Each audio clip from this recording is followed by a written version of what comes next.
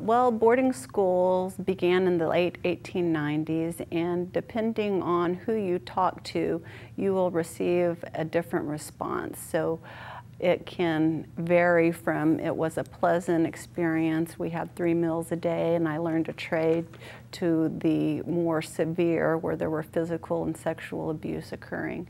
But the main mission was to assimilate Indian children into the mainstream and dominant society.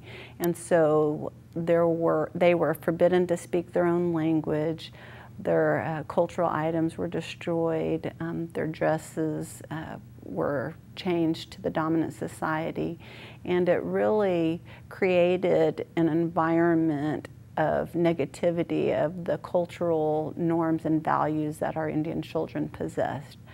And so if you jump forward a few years, we can see some results in the impact that has occurred within our Indian communities because of the boarding school era. Loss of language, loss of cultural customs, loss of social norms. Although many tribes have maintained some of those, significant cultural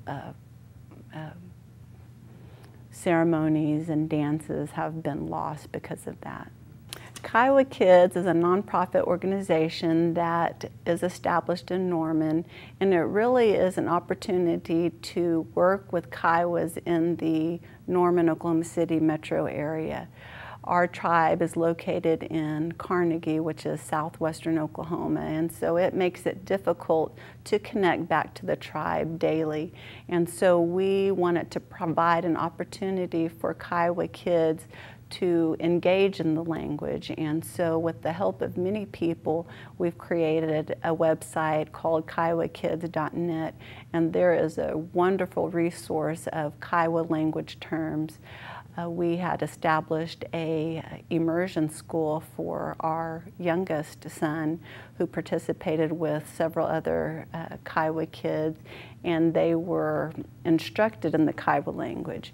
And so they heard it, and they interacted, and they learned some of that language. And so we're really fortunate to be able to provide a vehicle for those kids to come together and learn the language. Also, through our efforts, we published a Kiowa children's story. And those stories were told to my mother by my grandmother, and they're historical stories. And in the book, it is written in English, although there are some Kiowa terms throughout, so a child can learn certain Kiowa terms and learn some historical stories. Well, for me, my legacy are my children. I have 4 children, and I want to instill with them a pride of who they are. Despite things that have happened historically to our tribal communities, there's a resiliency, there's a warrior spirit, a thriving nature within all of us, and to encourage our kids to take pride in who they are and to learn more about it. As our elders pass away comes a loss of a lot of that cultural knowledge.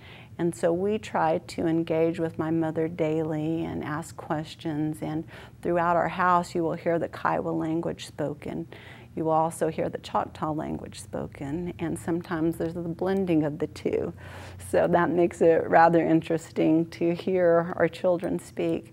But we really want them to know the history of the people that they descend from, and know that they have an entire tribal community that will support them and encourage them in any of the endeavors that they do.